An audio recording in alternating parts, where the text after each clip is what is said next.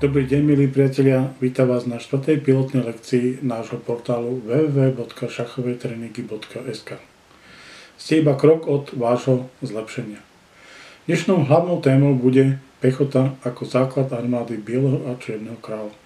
Skôr než sa budeme venovať dnešnej hlavnej téme, skúsme si zrekapitulovať, čo sme sa naučili na predchádzajúcej lekcii. Hovorili sme o základných návykoch.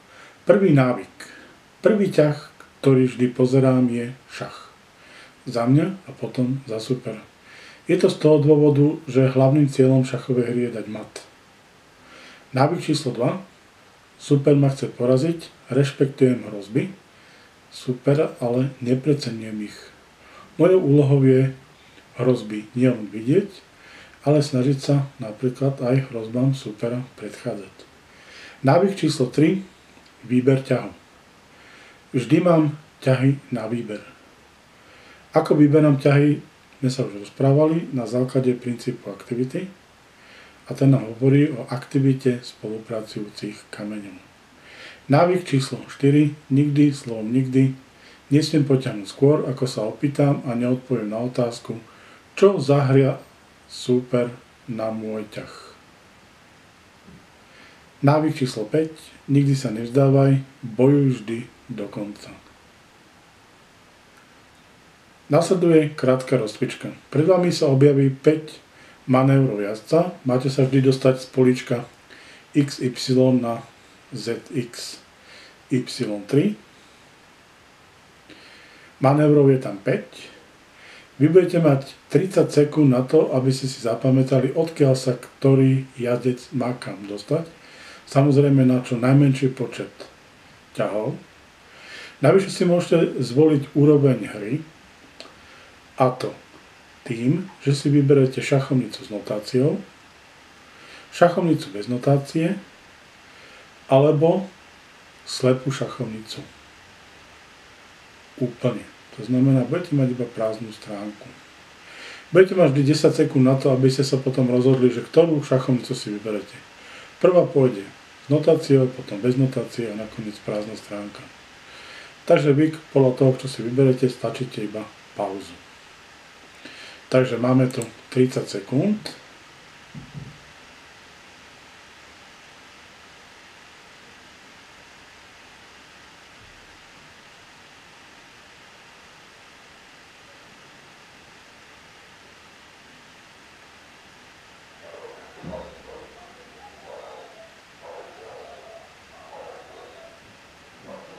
A ideme vyberať šachovnice. Takže prvá šachovnica je šachovnica s notáciou, šachovnica bez notácie a nakoniec tu máme prázdnu stránku. Takže úloha to nebola jednoduchá, hlavne na tej úrovni bez šachovnice naslepo. A čas, ktorý ste využili na riešenie, myslím, že bol určite využitý veľmi rozumne. Poďme sa teraz pozrieť na riešenie. Vidíme šachovnicu, na nej máme 5 jazdcov, takže úloha číslo 1 bola jazdec z A1 sa má dostať na E4 a tu je najjednoduchšia cesta, jazdec A1 ide na B3, odtiaľ ide na D2 a nakoniec cieľové políčko E4. Druhá úloha bola tiež veľmi jednoduchá, F2 na C6. A to je najjednoduchšia cesta, jazdec F2 ide na G4, E5 a nakoniec na C6. Tretia úloha, jazdec D3 na H7. Takže ideme z políčka do 3 na políčko F4. Odtiaľ na políčko E6, teraz sa vrátime na políčko G5 a odtiaľ môžeme skočiť na H7. Ciest samozrejme môže byť viac, aj tu napríklad jazdec mohli ísť ešte napríklad z E6 na F8 a odtiaľ na H7. Tretia úloha,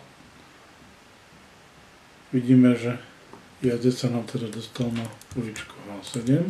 Štvrtá úloha, Jazdec G7 sa má dostať na B3 a tam vedie najjednoduchšia cesta napríklad cez F5, D4 až nakoniec prídeme na políčko B3 a posledná úloha bola veľmi jednoduchá, H4 na F6. To znamená, jazdec ide napríklad na G2, E3, D5 a F6.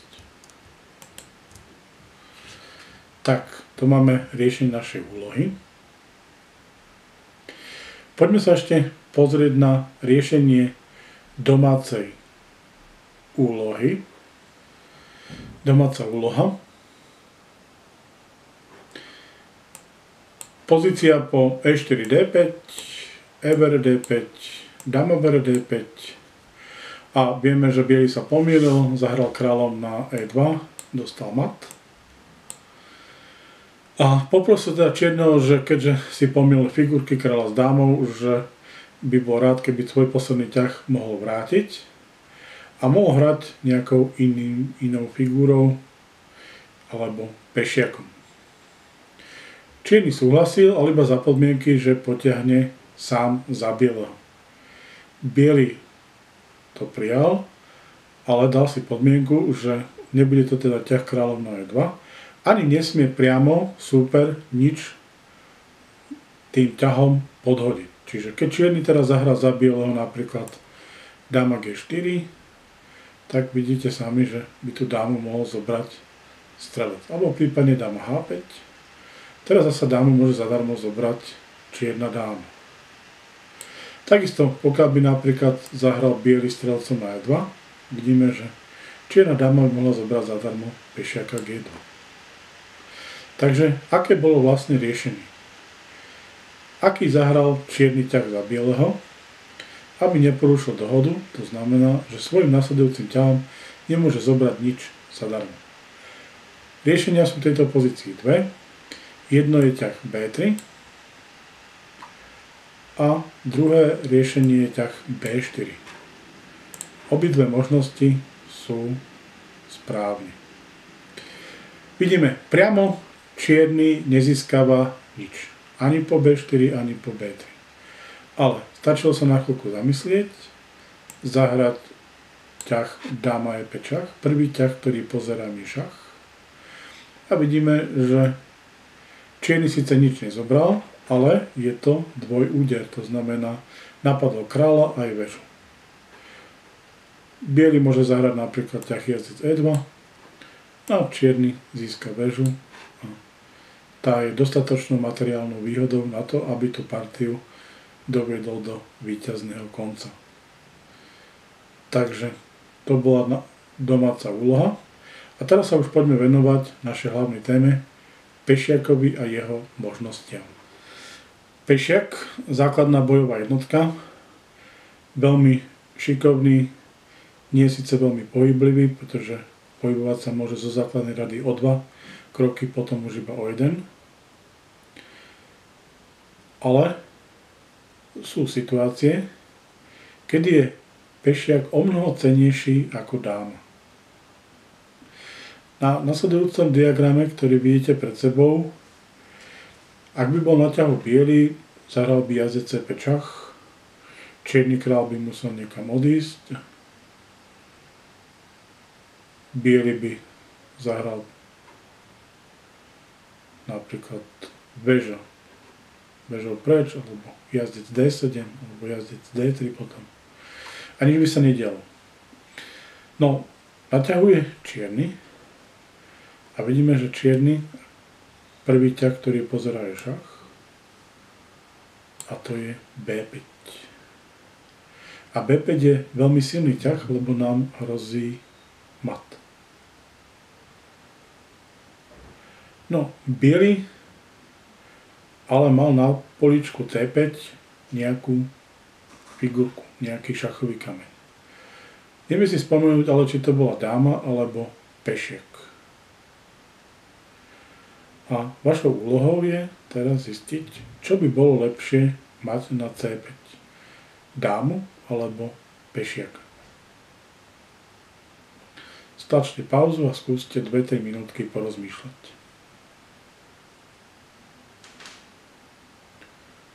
Počujeme?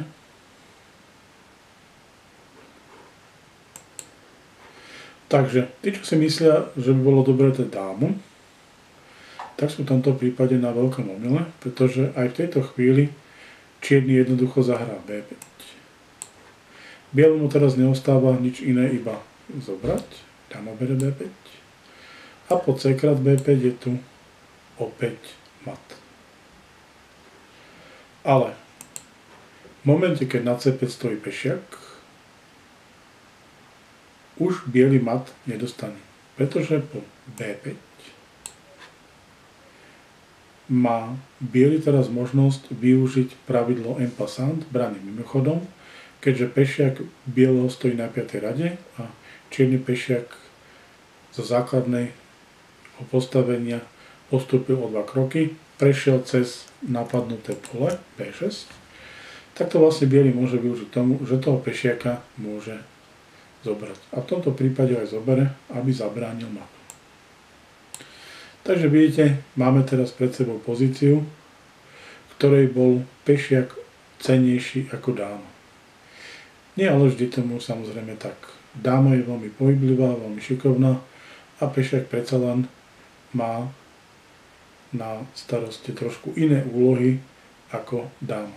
Takže čo všetko dokáže ten malý, šikovný bojovník? Určite dokáže napadnúť 2 nepriateľské kamene.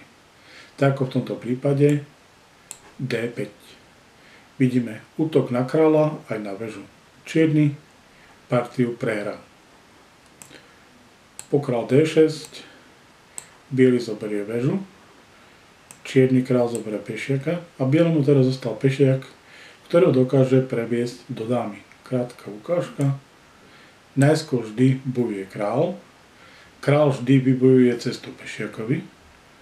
Až potom, keď je cesta vybojovaná, pohne sa dopredu pešiak. Čierny král D7. Biely král ide do opozície. Veľkou chybou by bolo zahrať D4, pretože po král C7 by nám vznikla remízová pozícia. Biely už nie je schopný pomôcť pešiakovi premeniť sa na dámu.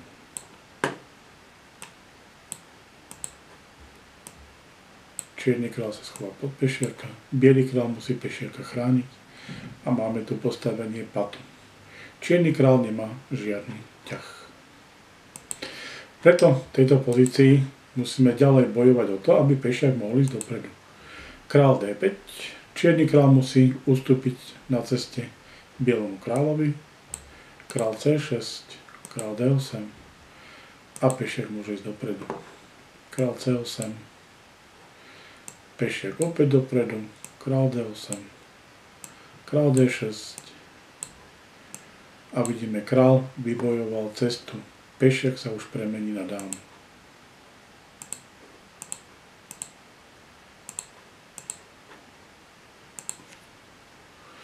A biely dá mat. Už v predchádzajúcej ukážke sme videli jednu z tých ďalších možností, čo dokáže pešiak. Pešiak má na chrbte veľký batoh, vďaka ktorému môže na konci svojej púte od 2. na 8. radu zmeniť svoju identitu. Tým, že príde na 7. radu, v nasledujúcom ťahu sa môže pešiak premeniť buď na dámu, väžu, strelca alebo jazdca tej istej farby, ktorej sám je. Čiže biely pešiak sa môže premeniť na bielu dámu, bielu väžu, bieleho strelca, bieleho jazdca. V žiadnom prípade sa nesmie podľa pravidel premeniť na kráľa, nesmie zostať sám sebou, to znamená pešiakom, a nesmie sa premeniť na figúru alebo pešiaka inej farby. V tejto pozícii vidíme, má biely na výber medzi 2 dobrými premenami. Prvá je dáma, je mat, a druhá premena je premeniť sa na väžu. Aj to je samozrejme mat. Zlou premenou by bola premena na strelca, pretože strelec sám nie je schopný dať čiernemu kráľovi mat, ani za pomoci bieleho kráľa. Takisto premena na jazdca by bola v tejto chvíli zlá, pretože ani biely jazdec spoločne s kráľom nie sú schopní dať samotnému čiernemu kráľovi mat.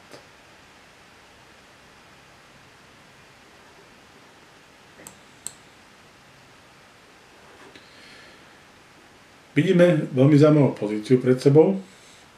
Biely si má teraz vybrať, na čo sa premení. Na strelca, na jazdca, na dámu, na väžu.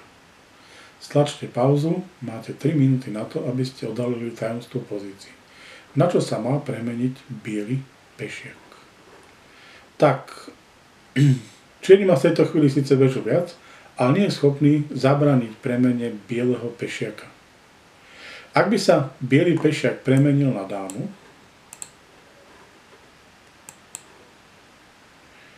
čierny by použil veľmi pekný trik. Dal by dvojúder, šach. Týmto napadol nielen kráľa, ale aj dámu. Vidíme, že bielemu neostáva nič iné, iba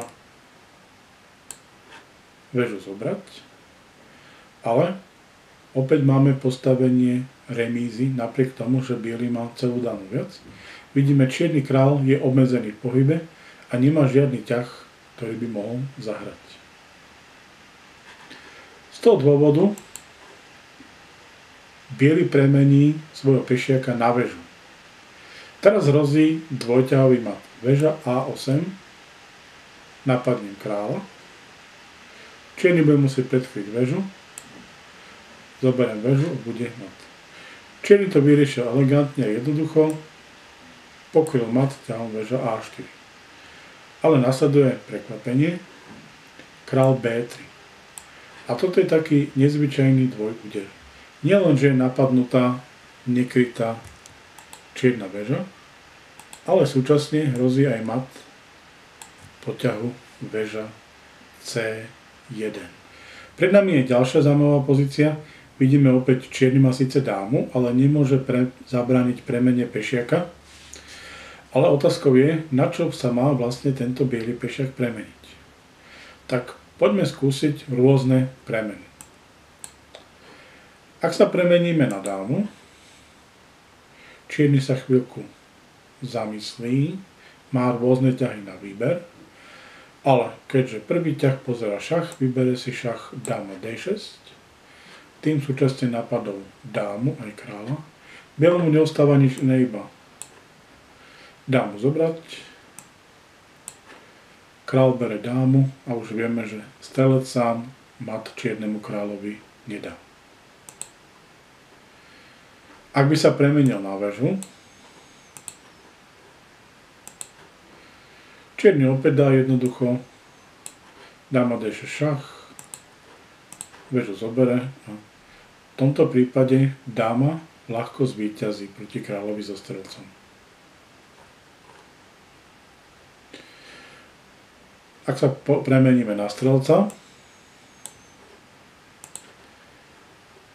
je jasné, že dáma D6 šach už nevyhráva, ale čierny má k dispozícii iný jednoduchý ťah, dáma F6 šach, král sa uhne a opäť máme tú istú pozíciu ako pred chvíľou.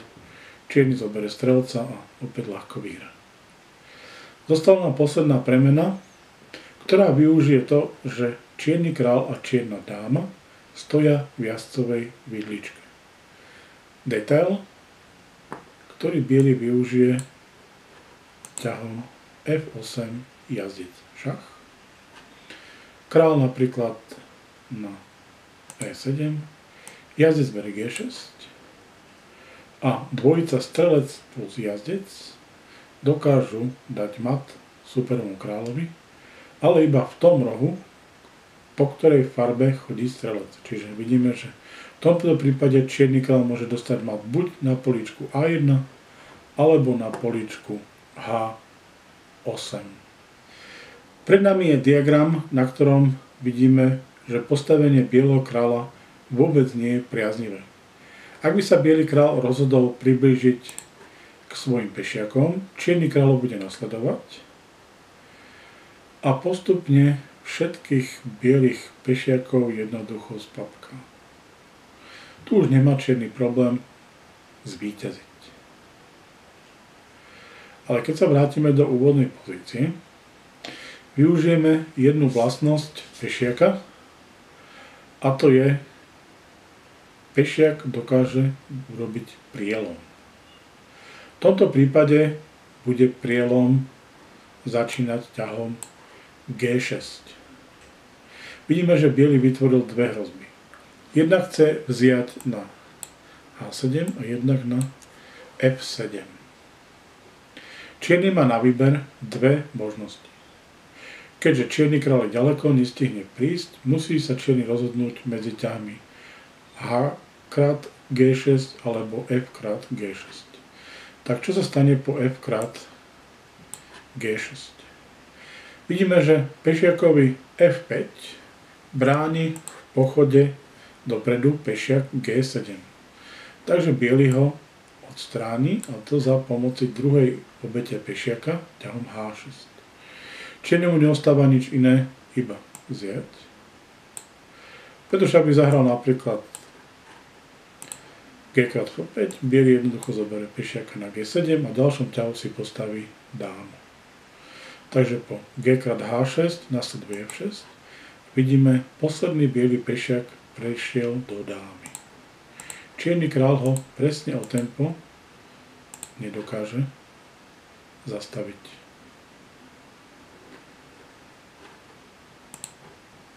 Ak ale čierny zobere H krát G6, vidíme, že teraz už trik z H6 nefunguje, ale máme na porúdzi trik s ťahom F6. Keďže opäť je to ten nešťastný pešiak G7, ktorý bráni pešiakovi H5, teraz pre zmenu, aby prešiel do dámy, zahráme ťah F6. Opäť hrozíme jednoducho zobrať F krát G7 a postaviť si dámu. Čiernemu teda neostáva nič iné, iba vziať. A teraz pre zmenu H pešiak utečie do dámy. Čierni pešiaci sú od prvej rady vzdialení strašidelne ďaleko. Biely ľahko vyhral. Tak opäť je pred nami veľmi zaujímavá pozícia. Opäť biely kráľ je strašne ďaleko od svojich pešiakov, takže utekať k ním nemá najmenší význam, pretože čierny jednoducho bielých pešiakov zoberie a môže sa pustiť napríklad G pešiakom na cestu do dámy. Tak, jediné, čo ostáva bielemu, je opäť prielom. Prielom začne ťahom F5. Čierny má teraz na výber. Môže zobrať pešiaka E krát F5, alebo utekať na pomoc kráľom, napríklad ťah král B4.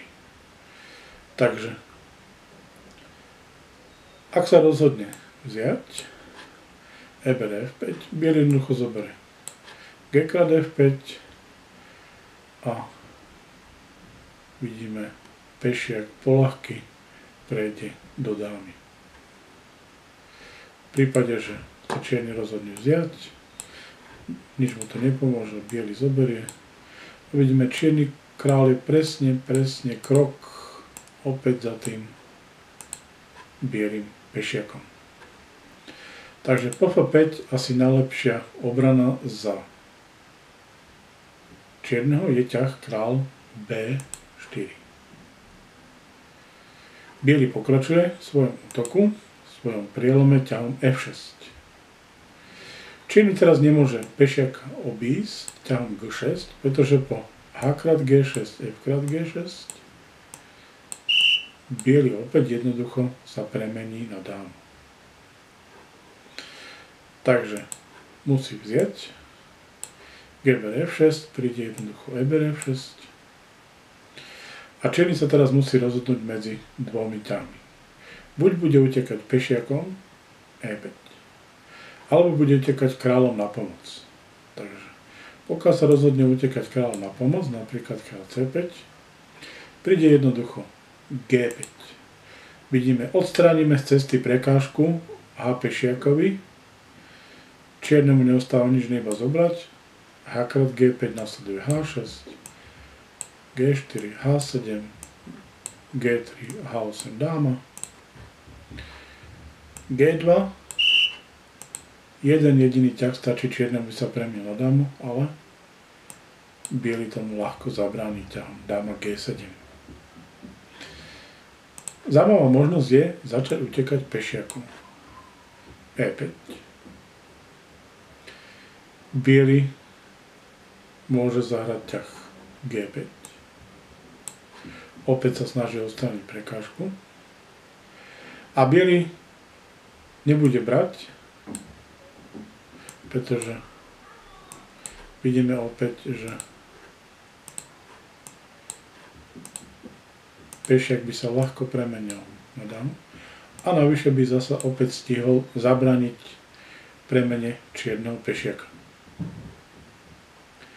Ale po G5 zahrá čierny E4.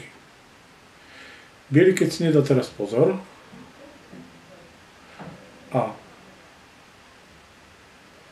zobral by napríklad na H6, čierny pokračuje vo svojej ceste, biely postaví dámu, čierny postaví dámu, ale vidíme, že pozícia vôbec nie je jednoduchá a dokonca v tejto pozícii už biely ani nemôže vyhrať, pretože čierny bude mať večný šach. Perpetuál check.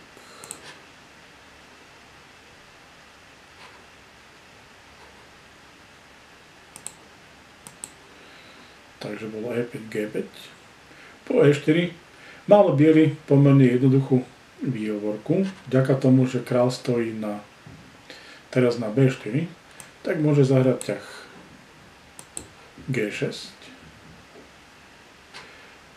Po E3 zoberie na F7 a po E2 si postaví dámu, ale tento raz figliarsky so šachom. Čierny král sa pustí na pomoc k svojmu pešiakovi, biely jednoducho zahrá dáma E7, napadne pešiaka, zabránil premene a po ťahu král D2 najjednoduchšia výhra bielo je, že si postaví novú dámu. Čierny postaví dámu, biely mu zoberie, král berie, E8 dáma a biely ľahko zvíťazí. Pri nám je veľmi zaujímavá pozícia. Vidíme, že tandem čierny strelec a čierna dáma spoločnými silami hrozia dať mat na H2. Čo má hrať biely? Ťahom dáma H2 môžeme zabrániť ťahom G3, ale v tejto pozícii máme ešte jeden o mnoho lepší ťah. A to je ťah E5. Ťah E5 je ideálny pešiakový ťah. Čo sa stalo ťahom E5? Vidíme, biely pešiak zavrel čiernu dámu so strelcom, súčasne napadol čiernu dámu a naviac otvoril líniu B1 H7 pre tandem biely strelec, biela dáma. Teraz má biely dve hrozby. Prvá, veľmi dôležitá je, že chce dať mat na H7 čiernemu kráľovi. A druhá, ktorú teraz čierny nemôže a nemá čas riešiť, je, že mu chce zobrať zadarmo dámu na D6. Takže čiernemu neostáva nič iné, iba zahrať G6 a biely získal čiernu dámu. A teraz má dostatočnú materiálnu výhodu na to, aby v partii zvíťazil. Vráťme sa k ťahu E5, ideálny pešiakový ťah. Prečo vlastne ťahať pešiakom? Nebudete tomu veriť, ale naučiť sa ťahať pešiakmi je vôbec jedna z najťažších vecí, ktorá šachistu jeho šachovej kariére čaká. Naučiť sa ťahať pešiakmi vôbec nie je jednoduché. Existujú dva základné dôvody, prečo mám potiahnuť pešiakom. Prvý je ten, že sa snažím otvárať línie svojim figúram. Vidíme, že to ťah E5 dokonale splnil, pretože sa zväčšila mimoriadne aktivita bielej dámy aj bieleho strelca. To znamená otvárať línie. Línie sú stĺpce, diagonály a rady. Ale samozrejme, niekedy stačí uvoľniť iba jedno políčko, na ktoré potom môže ísť naša figúra a my môžeme poľahky zvíťaziť.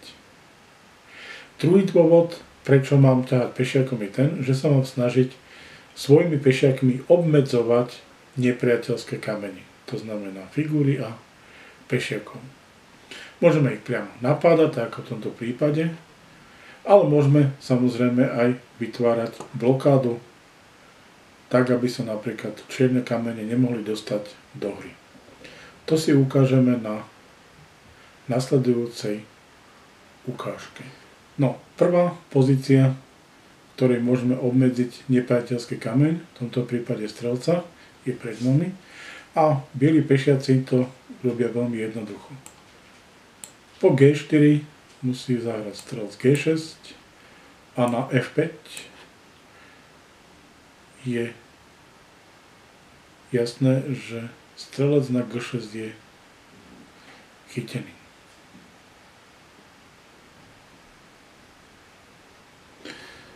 Druhá, zábavnejšia pozícia. Vidíme, že čierny má obrovskú materiálnu výhodu. Má dve veže a strelca viac. Napriek tomu, vďaka bielým pešiakom, vznikne úplne remízová pozícia. Biely zahrá B3 šach. Čiernemu kráľovi neostáva nič iné, iba postaviť sa na B5.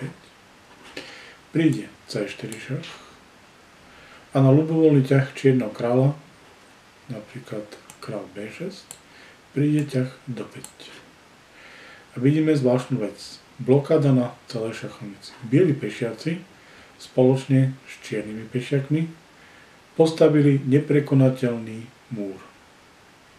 Čierne veže ani čiernopolný strelec nemajú žiadnu možnosť, ako sa zapojiť do hry. Aj keby čierny napríklad podložil väžu, ťahom väža B5, biely si ho vôbec nebude všímať a bude si len veselo vykračovať svojim kráľom po svojom tábore. Čierny môže použiť aj druhú väžu, ale biely opäť nič. Kľudne bude chodiť ďalej a čiernou si vôbec nebude všímať. Najsilnejší šachista 18. storočia, francúzsky hudobný skladateľ a dirigent na dvore Ludovita XVI. André Duncan Philidor, vyslovil nesmrteľnú vetu. Pešiaci sú dušou hry. Čo tým myslel? Postavenie pešiakov na šachovnici nám určuje, čo sa bude diať. Už som hovoril o tom, že naučiť ťahať pešiakmi je jedna z najťažších vecí, ktorá šachistu čaká. A to z jednoduchého dôvodu. Pešiak, na rozdiel od inej figúry, sa nikdy nemôže vrátiť späť. Ako náhle sa pešiak pohne na políčko E4, už nikdy sa tento pešiak nemôže vrátiť na políčko E2. Ak zle zahrám niekde nejakou figurou, napríklad po E5 zahrám dáma F3, super, napríklad jazdec C6 a ja vidím, dáma na F3 stojí zle, radšej sa s ňou môžem vrátiť na D1. Toto isté pešiak spraviť nemôže. Čiže ako náhle sa pešiak pohne vpred, cesty návratu už nie. Napríklad v tejto pozícii biely zahrá jazdec F3, čierny jazdec F6, to sme už videli v úvodnej lekcii. Ruská hra, biely berie, jazdec berie E5. D6, to už je správne pokračovanie. Biely jazdec sa vráti, čierny jazdec zoberie pešiaka, biely zahrá D4, čierny zahrá D5. Pred nami je veľmi zaujímavé postavenie a práve postavenie pešiakov D4 a voči nemu pešiak D5 nám určuje, aké bude ďalšie pokračovanie partie vyzerať. Napríklad, biely sa bude snažiť získať pod svoju kontrolu bod E5. Čierny naopak bude sa snažiť kontrolovať bod E4. Obidvaja budú bojovať voči tomu, aby súper ten bod E5 alebo E4 nezískal do svojej merci. Tým, že máme otvorený stĺpec E, samozrejme obidve strany sa budú snažiť tento stĺpec využiť vo svoj prospech. Ak by napríklad partia sa začala ťahom napríklad D4, čierny zahrá jazdec F6, biely zahrá C4, čierny zahrá G6, jazdec C3, strelec G7, E4. Máme základné postavenie kráľovskej indickej, čierny zahrá D6, biely pokračujú vo vývine, jazdec F3, čierny rošada, biely strelec E2, čierny hrá E5, biely si urobí rošadu, čierny pokračuje ťahom jazdec C6 a biely už reaguje na hrozbu brane na D4 ťahom D5. Čierny jazdec E7. Vidíme, že v tejto chvíli sa centrálni pešiaci E4 D5, D6 E5 do seba navzájom zahryzli. Jeden druhého svojím spôsobom blokujú. Čiže E5 bráni ťahu pešiaka E4, pešiak D6 bráni ďalšiemu ťahu pešiaka D5. Aké bude nasledovné pokračovanie partie? Bielý má plán, bude chcieť útočiť na dámskom krídle, a to napríklad tak priamo, že zahrá ťah B4. A čierny napríklad bude určite odpovedať útokom na kráľovskom krídle za pomoci ťahu F5. A to je to, čo vlastne myslel ten náš starý dávny priateľ z 18. storočia Andrej Duncan Philidor, keď povedal: pešiaci sú dušou hry. Pešiaci nám totiž to hovoria, čo sa ďalej v partii bude diať. Tak pred vami, priatelia, je veľmi pekná pozícia, veľmi pekný diagram.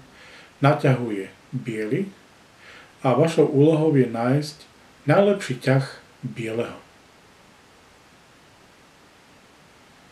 Táto úloha je na doma a riešenie sa dozviete na začiatku 5. lekcie. Dúfam, že ste sa opäť dnes niečo nové naučili. Prajem vám pekný zvyšok dňa alebo večera a lúčim sa s vami. Do počutia, dovidenia.